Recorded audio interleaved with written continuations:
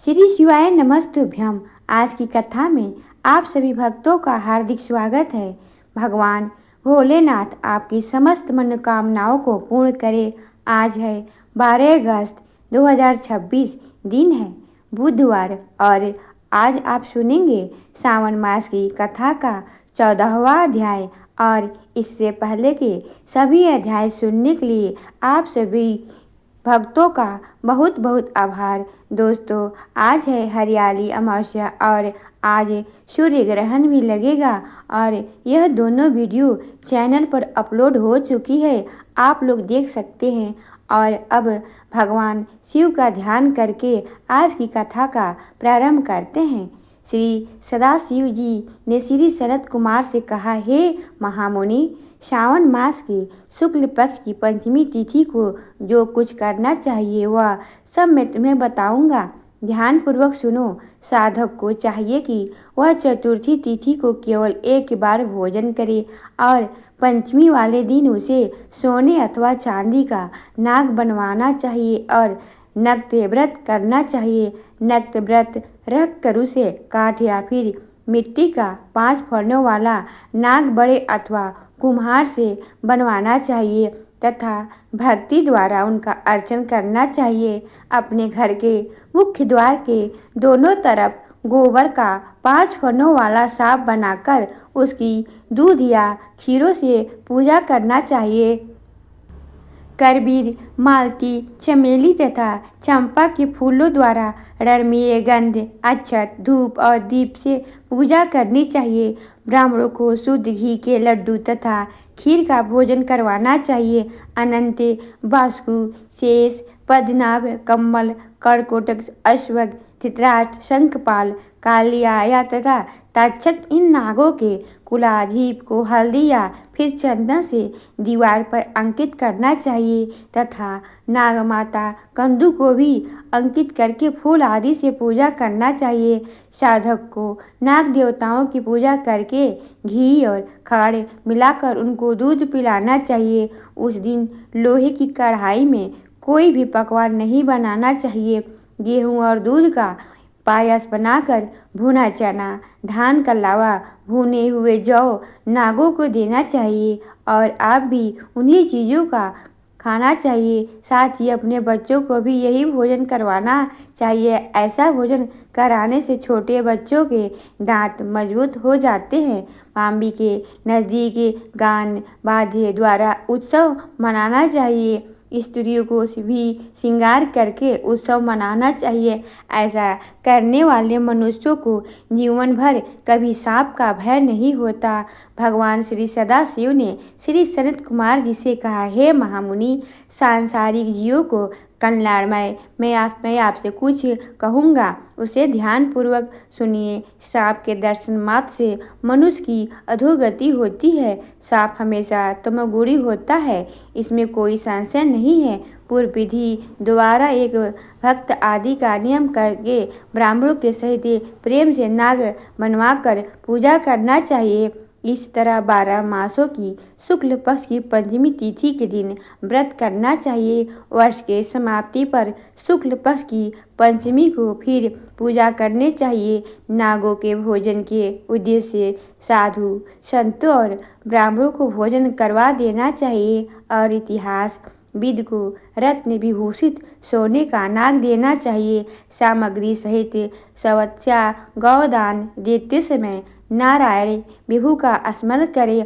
नारायण जो कि सब जगह व्यापक है, सब वस्तु को देने वाले हैं, अनंत तथा अपराजित है, उनको याद करके साधक को यह कहना चाहिए कि हे गोविंद, मेरे बस में हमारे पूर्व पुरुषों में से जो भी सांपों को डसने से अधोपति को प्राप्त हो गए हैं, वह इस व्रत तथा दान से मुक्ति को प्राप्त हो। इस तरह कहकर सफ़ेद चंदन युक्त चावल के पानी को भक्ति से वासुदेव के लिए जल में छोड़ा देना चाहिए। इस प्रकार करने से यानी व्रत पूजा तथा दान करने से जो जीव साधक वंश में मर गए होंगे या फिर सांप के काटने से भविष्य में मरने वाले होंगे, हे महामुनि, यह सब सर्प योनि से मुक्त होकर स्वर्गलोक में चले जाएंगे। हे मुनि सत्तम, इस प्रकार व्रत करने वाला अपने वंश का उद्धार करके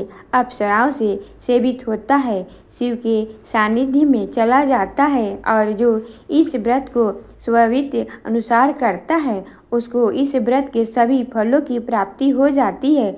जो मनुष्य सावन मास की शुक्ल पक्ष की पंचमी तिथि के दिन भक्ति तथा श्रद्धा से नक्ति व्रत करते हुए फूल आदि उपहारों से नागदेव का पूजन करते हैं, उन पर मणि किरण विभूषित सूर्य देव प्रसन्न होते हैं। जो मकान का दान या फिर प्रतिग्रह लेते हैं वह इस संसार में कष्ट भोगते हैं, मृत्यु के बाद उनको सर्प योनि की प्राप्ति होती है।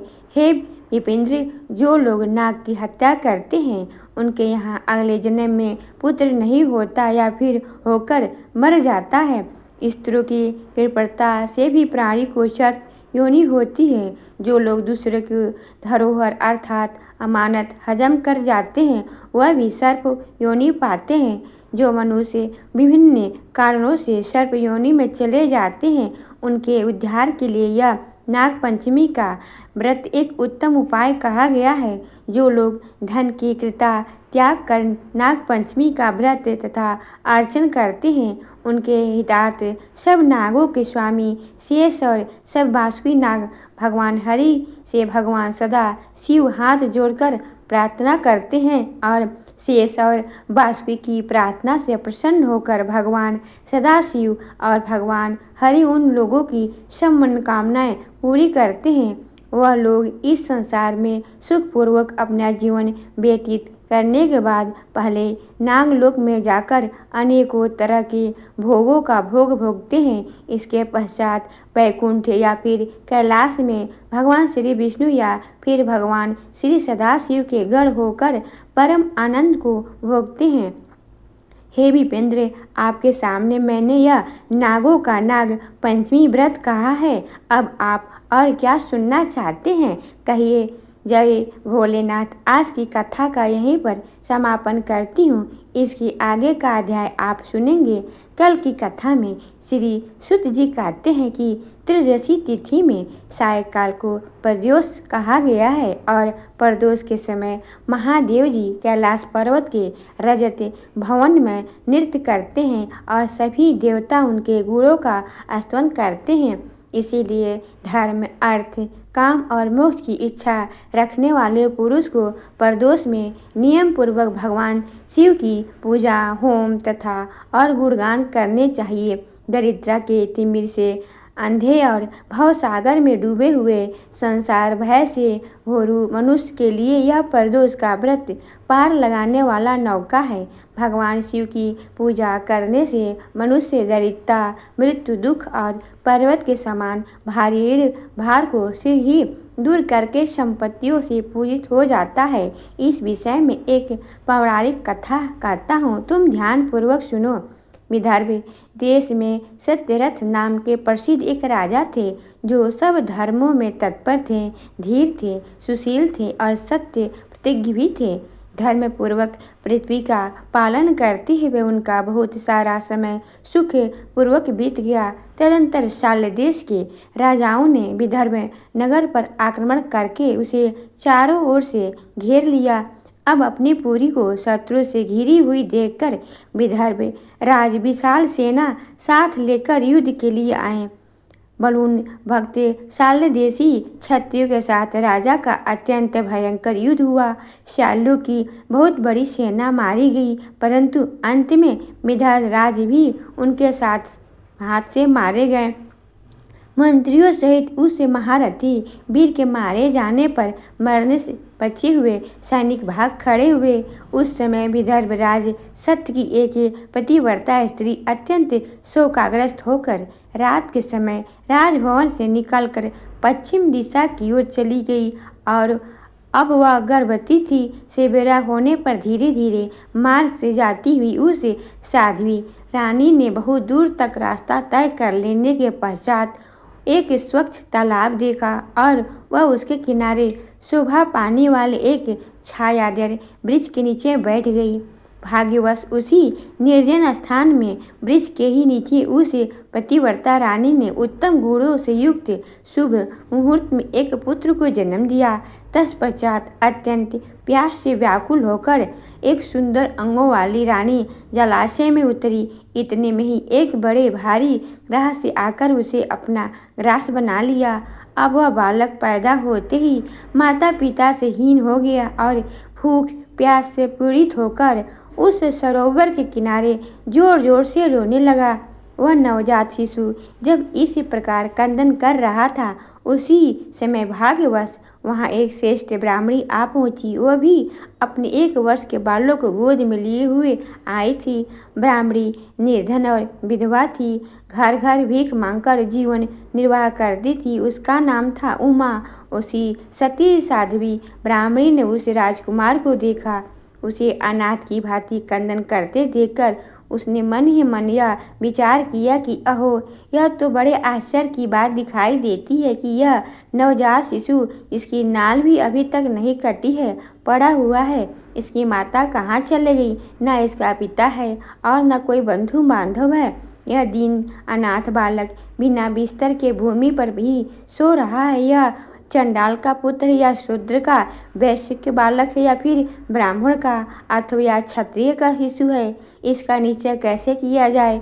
मैं इस शिशु को उठाकर अपने सगे पुत्र की तरह अवश्य पालना चाहती हूँ, परंतु यह किस कुल का है, यह ना जानने के कारण इसे छूने का साहस नहीं होता। वह पतिव्रता ब्राह्मणी जब इस प्रकार कह रही थी, उसी समय कोई सन्यासी महात्मा वहां आ गए। वे ऐसे जान पड़ते थे मानो कि साक्षात भगवान शंकर हो। उन श्रेष्ठ भिक्षु ने उस स्त्री से कहा, हे ब्राह्मणी, खेद ना करो, हृदय की संशय वृत्ति दूर कर इस बालक की रक्षा करो, इससे तुम्हें सिद्धि परम कल्याण की प्राप्ति होगी। इतना कहकर वे दयालु भिक्षु तुरंत ही वहां से चले गए। उनके जाने के बाद ब्राह्मणी ने विश्वासपूर्वक उस बालक को लेकर अपने घर की ओर प्रस्थान किया। उस राजकुमार का ब्राह्मणी ने अपने बेटे की समान पालन पोषण किया। एक चक्रा नामक नगर में उस ब्राह्मणी का घर था। वह भिक्षा के अन्न से ही अपने पुत्र को और राजकुमार को भी पालने लगी। ब्राह्मण ने ब्राह्मणी की सथा राजा के पुत्र का संस्कार कर दिया। वे दोनों सर्वत्र सम्मानित होकर नित्य बढ़ने लगे। समय आने पर उसका उपनयन संस्कार हुआ। अब वे दोनों बालक एक साथ रहकर नियमों का पालन करने लगे। दोनों बालक माता के साथ प्रतिदिन भिक्षा के लिए जाते थे। एक दिन वह ब्राह्मणी उन दोनों बालकों के साथ भिक्षा मांगती हुई देवयोग से देव मंदिर चली गई। वहाँ बड़े बड़े ऋषि बूढ़ी मुनि रहा करते थे। उन दोनों बालक को देखकर परम बुद्धिमान सांडिल्य नामक मुनि ने कहा कि अहो, दैव का बल का बड़ा विचित्र है। कर्मों का उल्लंघन करना किसी भी जीव के लिए अत्यंत कठिन है। देखो ना, यह बालक दूसरी माता के शरण लेकर भिक्षा से जीवन निर्वाह करता है। इस ब्राह्मणी को ही श्रेष्ठ माता के रूप में पाकर ब्राह्मण बालक के साथ ब्राह्मण भाव को प्राप्त हो गया है। सांडिल्य मुनि का यह वचन सुनकर ब्राह्मणी को बड़ा विस्मय हुआ। उसने भरी सभा में मुनि को प्रणाम करके पूछा कि हे ब्राह्मण, एक सन्यासी के कहने से ही मैं इस बालक को अपने घर ले आई हूँ। यद्यपि अभी तक इसके कुल का पता नहीं लगा, तथापि मैं पुत्र की भांति इसका पालन और पोषण करती हूँ। आप ज्ञान के नेत्रों से देखते हैं, अतः आपसे मैं यह जानना चाहती हूँ कि यह बालक किस कुल में उत्पन्न हुआ है और उसके माता पिता कौन हैं।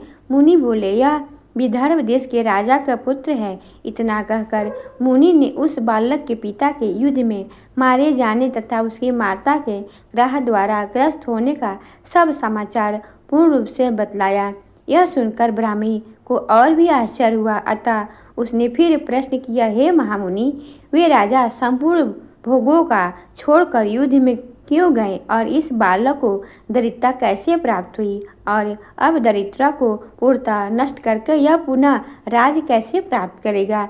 मेरा यह पुत्र भी जीवन निर्वाह करता है, अतः इसकी दरिद्रता के निवारण का भी क्या उपाय है, यह जानने की कृपा करे, यह बताने की कृपा करे। सांडिल्य जी ने कहा, इस राजकुमार के पिता विदर्भ राज्य पूर्व जन्म में पांड्य देश के श्रेष्ठ राजा थे। ये सब धर्मों के ज्ञाता थे। यह संपूर्ण पृथ्वी का धर्म पूर्वक पालन करते थे। एक दिन प्रदोष काल में राजा भगवान शंकर का पूजन कर रहे थे और बड़ी भक्ति से त्रिलोकीनाथ महादेव जी की आराधना में संलग्न थे। उसी समय नगर में सब ओर बड़ा भारी कोलाहल मच गया। उस उत्कट शब्द को सुनकर राजा ने बीच में ही भगवान शंकर की पूजा करना छोड़ दी और नगर में शोभा फैलने की आशंका से राजभवन से बाहर निकल गए। उसी समय राजा का महाबली शत्रु मंत्री शत्रु को पकड़ के उनके समीप लाया और वह शत्रु पांड्य राज का ही सम था। फिर उसके देखकर राजा ने क्रोधपूर्वक उसका मस्तक कटवा दिया। शिव पूजा छोड़कर नियम को समाप्त किए बिना ही राजा ने रात में भोजन भी कर लिया। इसी प्रकार राजकुमार भी प्रदोष काल में शिव जी की पूजा किए बिना ही भोजन करके सो गया। फिर वही राजा दूसरे जन्म में विदर्भ राज हुआ था। शिव की पूजा बिंद होने के कारण शत्रु से उसको सुख भोग बीच में ही मार डाला। पूर्व जन्म में जो उसका पुत्र था वही इस जन्म में भी हुआ है। शिव जी की पूजा का उल्लंघन करने के कारण यह दरिद्रता को प्राप्त हुआ है और इसकी माता ने पूर्व जन्म में छल से अपनी सौत को मार डाला था। उसी महान पाप के कारण ही वह इस जन्म में ग्रह के द्वारा मारी गई। मैं सत्य कहता हूँ, परलोक में की हित बात कहता हूँ, शास्त्रों के सारे उपनिषदों का हृदय कहता हूँ। इस कहे भयंकर संसार को प्राप्त हुए जीव के लिए ईश्वर के चरणारविंदों की सेवा ही सार वस्तु है। जो प्रदोष काल में अनन्य चित्त होकर परमेश्वर के चरणारविंद को पूजा करते हैं वे ही संसार में सदा बढ़ने वाले धन्य धान्य स्त्री पुत्र सौभाग्य और संपत्ति के द्वारा सबसे बढ़कर होते हैं। हे ब्राह्मणी, यह तुम्हारा पुत्र पूर्व जन्म में उत्तम ब्राह्मण था। इसने अपनी सारी आयु केवल दान लेने में ही बिताई है, यज्ञ आदि सत्कर्म नहीं किए हैं, इसीलिए यह दरिद्रता को प्राप्त हुआ है। उस दोष का निवारण करने के लिए अब यह भगवान शंकर की शरण में जाए। श्री सूत जी कहते हैं, हे मुनि, इस प्रकार कहने पर साध्वी ब्राह्मणी ने उन्हें ब्राह्मण को प्रणाम करके शिव पूजन की विधि का क्रम पूछा। सांडिल्य मुनि बोले कि दोनों पक्षों के त्रयोदशी को मनुष्य जब निराहार रहे तब सूर्यास्त के 3 घड़ी पहले स्नान करे, फिर श्वेत वस्त्र धारण करके धीर पुरुष संध्या और जप आदि नित्य कर्म की विधि पूरी करके मौन होकर शास्त्र विधि का पालन करते हुए भगवान शिव की पूजा प्रारंभ करें। भगवत विग्रह के आगे ही भूमि को नए निकालें, शुद्ध जल से भली भांति लीप पोत कर सुंदर मंडल बनावें। ध्वज वस्त्र आदि के द्वारा उस मंडल को सब ओर से घेर दें। ऊपर में से चंदवा आदि लगाकर फल फूल और नवीन अंकुरों से उसको सजावें। मंडल के मध्य की भूमि में 5 रंगों से युक्त विचित्र कमल अंकित करके उसी पर सुस्थिर एवं उत्तम आसन बिछाकर बैठे और हृदय में भक्ति भाव से युक्त होकर पूजा की सब सामग्री एकत्र करें। फिर पवित्र भाव से शास्त्रोक्त मंत्र द्वारा देव पीठ को आमंत्रित करें। तत्पश्चात क्रमशः आत्मशुद्धि और भूत शुद्धि आदि करके 3 प्राणायाम करके उसके बाद बिंदु युक्त बीजाक्षरों से द्वारा विधि पूर्वक मातृका करें। तदनंतर परा देवता का ध्यान करके मातृका न्यास की विधि पूरी करें। फिर परम शिव का ध्यान करके पीठ के वाम भाग के गुरु को प्रणाम करें। दक्षिण भाग में गणेश जी को मस्तक झुकावें। दोनों अंशों अर्थात कंधों और वो अर्थात जांघों के धर्म आदि अर्थात धर्म ज्ञान वैराग्य तथा ऐश्वर्य का न्यास करे। नाभि तथा पार्श्व भाग में अधर्म अर्थात अधर्म ज्ञान अवैराग्य और अन्य इन चीज़ों का न्यास करें। तत्पश्चात हृदय में अनंत आदि का न्यास करके देवपीठ पर मंत्र का न्यास करें। आधार शक्ति से लेकर ज्ञानात्मक तक का क्रमशः न्यास करके हृदय में एक कमल की भली भांति भावना करें। वह कमल 9 शक्तियों से युक्त परम सुंदर हो। उसी कमल को कड़िया के कोटि कोटि चंद्रमाओं के समान प्रकाशमान उमापति भगवान शिव का ध्यान करें। भगवान के 3 नेत्र हैं। मस्तक पर चंद्रमा का मुकुट शोभा पाता है। जटाजू से कुछ कुछ पीला हो गया है। उस पर रत्न जटित किटित शोभित है। उनके कंठ में 3 चिन्ह हैं, नील चिन्ह है और अंग अंग से उदारता सूचित होती है। सर्पों की हार है। उनकी बड़ी शोभा हो रही है। उनके एक हाथ में वरद और दूसरे में अभय की मुद्रा है। वे फरसा धारण करते हैं। उन्होंने नागों का कंकड़े, केयूर, अंगद तथा मुद्रिका धारण कर रखी है। वे व्याघ्र चर्म पहने हुए हैं। रत्न में सिंहासन पर विराजमान है। उनके वाम भाग में गिरिराज नंदिनी उमा देवी का चिंतन करें। इस प्रकार महादेव जी का तथा गिरजा देवी का ध्यान करके क्रमशः गंध आदि से उनकी मानसिक पूजा करें। 5 वैदिक मंत्रों से गंध आदि द्वारा पूर्वोक्त 5 स्थानों में अथवा हृदय में पूजा करें।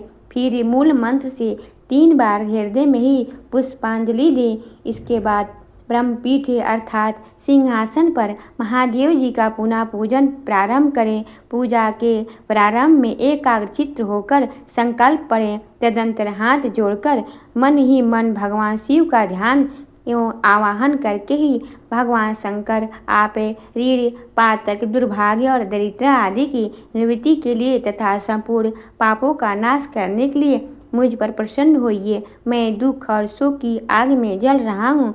संसार भय से पीड़ित हूँ। अनेक प्रकार के रोगों से व्याकुल और दीन हूँ। हे वृषभ वाहन मेरी रक्षा कीजिए। हे देव देवेश्वर सबको निर्भय करने वाले हैं महादेव जी, आप यहाँ पधारिए और मेरी ही इस पूजा पार्वती जी के साथ ग्रहण कीजिए। इस प्रकार संकल्प और आह्वान करके पूजा प्रारंभ करना चाहिए। तत्पश्चात मनुष्य एकाग्रचित्त होकर भगवान रुद्र सूक्त का पाठ करते हुए वहाँ स्थापित किए हुए शंख जल से और पंचामृत से महादेव जी का अभिषेक करके भांति भांति के मंत्रों से आसन आदि उपचारों को समर्पित करें। भावना द्वारा दिव्य वस्त्रों से विभूषित स्वर्ण सिंहासन की कल्पना करें और उसी पर भगवान को विराजमान करके अष्टगुण युक्त अर्घ्य और पास निवेदन करें। फिर शुद्ध जल से आचमन कराकर मधु परख दे। इसके बाद पुनः आचमन के लिए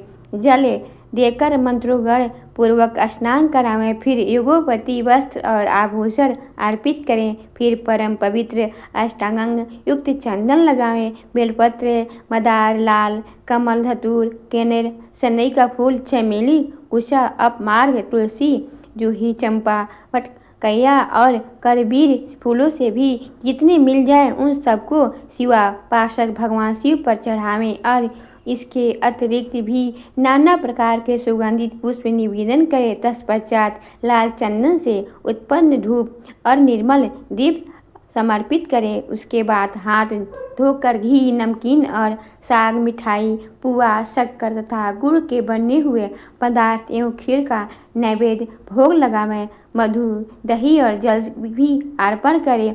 उस खीर का भी मंत्र द्वारा प्रज्वलित की हुई अग्नि में हवन करें। यह होम शास्त्रोक्त विधि से आचार्य के कथनानुसार ही संपन्न करना चाहिए। भगवान शंकर को नैवेद्य देकर मुख शुद्धि के लिए उत्तम तांबूल अर्पण करें। धूप, आरती, सुंदर छत्र और उत्तम दर्पण को वैदिक तांत्रिक मंत्रों द्वारा विधि पूर्वक समर्पित करें। यदि यह सब करने की शक्ति अपने मन में ना हो, अधिक धन का अभाव हो, तो अपने पास जितना धन हो उसी के अनुसार भगवान की पूजा करें। गौरीपति भगवान शंकर भक्ति पूर्वक भेंट किए हुए पुष्प मास से भी संतुष्ट हो जाते हैं। तदंतर अस्त्र द्वारा स्तुति करके भगवान को साष्टांग प्रणाम करें। फिर परिक्रमा करके पूजा समर्पित करके पश्चात विधि पूर्वक श्री गिरजापति को प्रार्थना करें। हे देव के देव, हे जगन्नाथ आपकी जय हो। सनातन देव आपकी जय हो। संपूर्ण देवताओं के अधीश्वर आपकी जय हो। सर्वदेव पूजित आपकी जय हो। हे सर्वगुणादित्य आपकी जय हो। सबको वर देने वाले प्रभु आपकी जय हो। नित्य आधार रहित अविनाशी विशंबर आपकी जय हो। जय हो। संपूर्ण विश्व के लिए एकमात्र जानने योग्य महेश्वर आपकी जय हो। नागराज बासुकी को आभूषण के रूप में धारण करने वाले हे प्रभु आपकी जय हो। हे गौरीपति आपकी जय हो। हे जटाधर शेखर हे शंभु आपकी जय हो। कोटि कोटि सूर्य के समान महातेजस्वी शिव आपकी जय हो। अनंत गुणों के साथ अक्षय आपकी जय हो। भयंकर नेत्र वाले हे रुद्र आपकी जय हो। हे अचित्र हे निरंजन आपकी जय हो। हे दया सिंधु आपकी जय हो। भक्तों को पीड़ा का नाश करने वाले हे प्रभु आपकी जय हो। तुरंतर संसार सागर में पार उतारने वाले परमेश्वर आपकी जय हो। महादेव मैं संसार के दुखों से पीड़ित एवं खिन्न हूँ, मुझ पर प्रसन्न होइए। हे परमेश्वर समस्त पापों का भय का अपहरण करके मेरे लीजिए। मैं महान दरिद्र में समुद्र में डूबा हुआ हूँ। बड़े बड़े पापों ने मुझे आक्रांत कर दिया है। मैं महान शोक में नष्ट और बड़े बड़े रोगों से व्याकुल हूँ। सब ओर से रीढ़ के भार से लदा हुआ हूँ। पाप कर्मों की आग में जल रहा हूँ और ग्रहों से पीड़ित हो रहा हूँ। हे शंकर मुझ पर प्रसन्न होइए। निर्धन मनुष्य इस प्रकार पूजा के अंत में भगवान गिरजापति की प्रार्थना करे और धनाइए अथवा राज को इस प्रकार भगवान की प्रार्थना करनी चाहिए कि हे शंकर जी आपके प्रसाद से मेरे सदा आनंद रहे। मेरे राज में लुटेरे न हो, सब लोग निरापद होकर रहें। पृथ्वी का अकाल महामारी आदि के संताप शांत हो जाए। सबकी खेती धन धान से समृद्ध हो जाए। संपूर्ण दिशाओं में सुख साम्राज्य छा जाए। इस प्रकार प्रदोष व्रत के दिन गिरजापति भगवान शंकर की आराधना करें और ब्राह्मणों को भोजन करवाएं और उन्हें दक्षिणा देकर संतुष्ट करें। इस प्रकार मैंने सब पापों का नाश, सब प्रकार की दरिद्रता का निवारण तथा समस्त मनोवांछित वस्तुओं का दान करने वाले शिव का पूजा का वर्णन किया। यह शिव की पूजा शिव जी के द्रव्य का हरण करने के पाप को छोड़कर शेष सभी महापातकों और उपपातकों के महान समुदाय का नाश करती है। यदि यह दोनों बालक किसी प्रकार शंकर का पूजन करके प्रत्येक प्रदोष के दिन करते रहें तो वर्ष भर के भीतर ही इन्हें उत्तम सिद्ध की प्राप्ति होगी। इसमें कोई संशय नहीं है। सांडिल्य मुनि का यह वचन सुनकर उस ब्राह्मणी ने दोनों बालों के साथ मुनि के चरणों में प्रणाम किया और इस प्रकार कहा, हे भगवान आज मैं आपके दर्शन मात्र से ही कृतार्थ हो गई। यह दोनों बालक आज से आपकी शरण में है। हे ब्राह्मण यह मेरा पुत्र है, इसका नाम सुविजितवत है और यह राजकुमार है जिसका नाम मैंने धर्मगुप्त रख दिया है। यह दोनों बालक और मैं सभी आपके चरण के दास हैं। इस घोर दरिद्र सागर में गिरे हुए हम सबका आप उद्धार करें।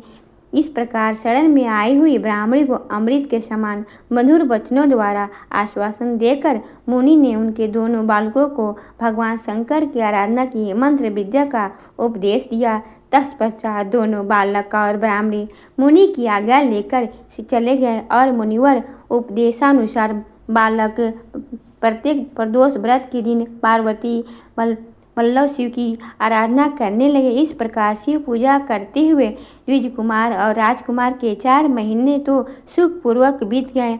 एक दिन द्विज कुमार राजकुमार को साथ बिना ही नदी के तट पर स्नान करने के लिए गया और वहां मौज से देर तक इधर उधर घूमता रहा। वहां झरने के जल के आघात से खाई की भूमि पर कट जाने से उसमें गड्ढा हुआ एक बड़ा भारी खजाने का कलश चमक रहा था। जिस पर ब्राह्मण कुमार की दृष्टि पड़ी, उसे देखकर वह सहसा ही हर्ष और कौतूहल में भरकर उसके समीप गया और उसे देवता के प्रसाद के प्राप्त हुआ मानकर सिर पर लेकर अपने घर को चल दिया। अब घर के भीतर उसे घड़े को देखकर माता ने कहा, माँ यह भगवान शंकर का प्रसाद तो देखो। उन्होंने दया करके घड़े के रूप में यह खजाना दिखला दिया। तब उससे पतिव्रता ब्राह्मणी ने राजकुमार को भी बुलाकर कहा कि पुत्र इस खजाने के घड़े को तुम दोनों आपस में बराबर बराबर बांट लो। माता की बात सुनकर ब्राह्मण के पुत्र को प्रसन्नता हुई, किंतु राजपुत्र ने उनसे कहा, माँ, यह तुम्हारे ही पुत्र के पुण्य से प्राप्त हुआ है, अतः मैं इसे खजाने को बांटकर लेना नहीं चाहता। अपने पुण्य से प्राप्त हुए खजाने का यह स्वयं ही उपभोग करें, वे ही भगवान शंकर मुझ पर ही कृपा करेंगे। इस प्रकार प्रसन्नतापूर्वक भगवान शंकर की पूजा करते हुए उन दोनों कुमारों का उसी घर में 1 वर्ष बीत गया। एक दिन राजकुमार उस ब्राह्मण कुमार के साथ बसंत ऋतु में वन में भ्रमण करने के लिए गया। कुछ दूर जाने पर उन्होंने सैकड़ों गंधर्व कन्याओं को परस्पर क्रीड़ा करते हुए देखा। उन्हें देखकर ब्राह्मण कुमार ने दूर ही से राजकुमार कहा, यहाँ लोग आगे जाना उचित नहीं है, क्योंकि इधर स्त्रियां विहार कर रही हैं। स्वच्छ अंतकरण वाले विद्वान पुरुष स्त्रियों का समापरित्याग देते हैं। यह रणवीर छल करने वाली तथा वाणी द्वारा अनुनय विनय करने में कुशल होती हैं, और यह पुरुषों को अपनी दृष्टि मात्र से ही मोहित कर लेती हैं। इसीलिए अपने धर्म में तत्पर ब्रह्मचारी कभी भी स्त्रियों के समीप जाकर उनके साथ वार्तालाप न करे। ऐसा कहकर ब्राह्मण कुमार लौट पड़ा और दूर जाकर खड़ा हो गया, किंतु राजकुमार अकेला ही निर्भय होकर स्त्रियों की उस क्रीड़ा स्थली की ओर चला गया। अब उन गंधर्वों कन्याओं को में से एक ने राजकुमार को आते हुए देखकर ही मन कुछ विचार किया और सखियों से कहा कि सहेलियों, यहाँ से थोड़ी दूर पर एक उत्तम वन है। वहाँ विचित्र चंपा, अशोक, नाग और बकुला आदि वृक्ष खिले हुए हैं। वहाँ जाकर तुम सब लोग फूल तोड़ो, तब तक मैं यहाँ बैठती हूँ। तुम फूलों का संग्रह करके पुनः यहीं आ जाना। उसकी इस प्रकार आदेश देने पर सखिया वन के भीतर चली गई और वह गंधर्व कन्या राजकुमार पर दृष्टि लगाकर वहीं खड़ी रही। उसे देखकर राजकुमार कामदेव के बाणों से पीड़ित हो गया। गंधर्व कन्या ने अपने पास आए हुए राजकुमार को बैठने के लिए कोमल पल्लों का आसन दिया और पूछा कि हे कमलनयन, तुम कौन हो, किस देश से यहाँ आए हो और किसके पुत्र हो। इस प्रकार पूछने पर राजकुमार ने अपना पूरा परिचय बतलाया कि मैं विदर्भ राज का पुत्र हूँ। मेरे माता पिता बचपन में ही मर गए हैं। शत्रु ने मेरे राज्य का अधिकार जमा लिया है और मैं दूसरे के राज्य में गुजारा करता हूँ। यह सारी बातें बताकर राजकुमार ने उस गंधर्व कन्या से पूछा कि सुंदरी, तुम कौन हो और यहाँ तुम्हारा क्या कार्य है और तुम किसकी पुत्री हो। उनके इस प्रकार पूछने पर कन्या ने कहा, हे महाराज कुमार, एक दर्भिक नामक गंधर्व है जो समस्त गंधर्वों कुल के अगवा माने जाते हैं। मैं उन्हीं की पुत्री हूँ और मेरा नाम अंशुमति है। सब सखियों को छोड़कर मैं यहाँ अकेली हूँ और मैं तुम्हारी अभिलाषा जानती हूँ। तुम्हारा मन मुझ में आसक्त हो गया है। इसी प्रकार देव ने मेरे मन की भी तुम्हारे लिए उत्कंठा भर दी है। अब हम दोनों का स्नेह कभी भंग नहीं होना चाहिए। ऐसा कहकर गंधर्व कुमारी ने सीधी अपने गले में से मोती का हार निकालकर प्रेम पूर्वक राजकुमार को भेंट कर दिया। इस अद्भुत हार को देखकर राजकुमार ने पूछा, हे भीरू, मैं एक बात कहता हूँ, मैं राजेन और निर्धन हूँ। तुम मेरी प्रिया कैसे होना चाहती हो? मूर्ख स्त्री की भांति पिता की आज्ञा का उल्लंघन करके अपनी इच्छा के अनुसार आचरण क्यों करती हो? यह सुनकर गंधर्व कन्या ने कहा कि हे प्रीतम, आपका कहना ठीक है। मैं पिता की आज्ञा से विरुद्ध नहीं करूँगी। आप इस समय घर को पधारें और परसों प्रातःकाल पुनः यहीं दर्शन दे। आपसे कुछ हमारा कार्य है। इतना कहकर वह गंधर्व कन्या अपनी सखियों के आ जाने से उनके साथ चली गई और राजकुमार भी हर्षपूर्वक ब्राह्मण कुमार के समीप लौट आया। उसने द्विज पुत्र से यह सारी बातें बतलाई। उसके साथ यह घर को प्रस्थान किया। वहाँ पतिव्रता ब्राह्मणी को भी यह शुभ समाचार सुनाकर राजकुमार ने प्रसन्न किया तथा पूर्व निश्चित समय आने पर वह पुनः द्विज पुत्र के साथ बन गया। अब नियत स्थान पर पहुंचकर राजकुमार ने देखा कि गंधर्वराज और उनकी कन्या दोनों उपस्थित हैं। गंधर्वराज ने वहां आए हुए दोनों कुमारों का अभिनंदन किया और फिर सुंदर आसन पर बिठाकर राजपुत्र से कहा, हे विदर्भ राजकुमार, मैं कल कैलाश पर्वत पर गया था। वहां मैंने पार्वती जी के साथ महादेव जी के दर्शन किए। देवेश्वर भगवान शिव करुणामय अमृत के समान है। उन्होंने मुझे बुलाकर सब देवताओं के समीप इस प्रकार कहा कि पृथ्वी तल पर धर्मगुप्त नाम से प्रसिद्ध एक राजकुमार है, जो इस समय अंकिंचन है। उसका राज छिन गया है। शत्रुओं ने उसके देश को अपने अधिकार में कर लिया है। अब वह बालक अपने गुरु की आज्ञा से सदा मेरी आराधना में संलग्न रहता है। उसी के प्रभाव से आज उसके समस्त पितर मेरे स्वरूप को प्राप्त हो गए हैं। हे गंधर्व श्रेष्ठ, तुम ही उस राजकुमार की सहायता करो। अब यह शत्रु को मारकर अपने राज सिंहासन पर आसीन हो जाएगा। महादेव जी के इस प्रकार आज्ञा देने पर मैं अपने घर को आया और यहाँ मेरी कन्या ने भी तुम्हारे लिए बहुत प्रार्थना की। यह सब परम दयालु भगवान शंकर की प्रेरणा से ही हो रहा है। ऐसा समझकर मैं इस कन्या को साथ लेकर आया हूँ। अतः अपनी पुत्री अंशुमति को मैं तुम्हें पत्नी रूप में देता हूँ और भगवान शिव जी की आज्ञा से शत्रु को मारकर तुम्हें तुम्हारे राज का पर बिठाऊंगा। फिर अपने उस नगर में अपनी इस धर्म पत्नी के साथ 100 वर्षों तक मनोवांछित सुख भोग कर अंत में भगवान शिव जी के लोक में जाओगे और वहाँ भी मेरी यही कन्या तुम्हारी ही सेवा कर में प्रस्तुत रहेगी। इस प्रकार कहकर गंधर्व राज ने उसी वन में राजकुमार के साथ अपनी पुत्री का विवाह कर दिया और दहेज में परम उज्ज्वल रत्न भार भेंट किया।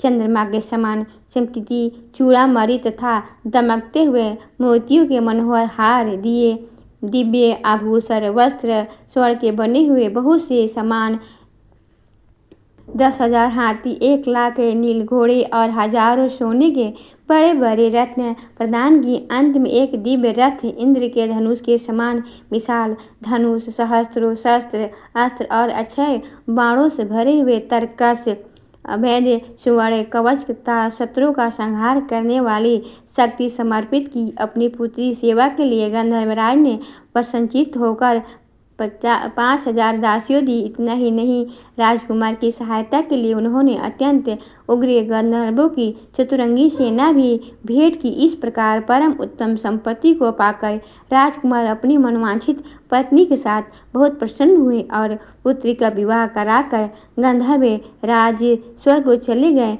धर्मगुप्त विवाह के अनंतर गंधर्वों की सेना के साथ अपने नगर को आए और वहां शत्रुओं की सेना का संहार करके राजधानी में प्रवेश किया। तत्पश्चात श्रेष्ठ ब्राह्मणों और मंत्रियों से मिलकर राजकुमार का अभिषेक किया और वे रत्नमय सिंहासन पर आरूढ़ होकर आतंक राज का उपयोग करने लगे। इस ब्राह्मण पत्नी ने उसका अपने पुत्र की भांति पालन किया था। वही उनकी माता हुई अभिजीत कुमार ही भाई तथा गंधर्व राजपुत्री अंशुमति महारानी के पद पर प्रतिष्ठित हुई। भगवान शंकर की आराधना करके धर्मगुप्त विदर्भ देश के राजा हो गए। इसी प्रकार दूसरे लोग भी प्रदोष व्रत के दिन गिरजापति की आराधना करके मनवांछित कामनाओं को प्राप्त कर लेते हैं और देहावसान होने पर परम गति को प्राप्त होते हैं। श्री सूत जी कहते हैं कि जो प्रदोष काल में परम अद्भुत पुण्यमय महात्म को इसी व्रत के दिन शिव पूजन के पश्चात एकराचित्र होकर सुनता अथवा पढ़ता है, उसे 100 जन्मों तक कभी दरिद्रता नहीं होती और अंत में वह ज्ञान के ऐश्वर्य से युक्त होकर भगवान शंकर के परम धाम को जाता है। ओम नमः शिवाय।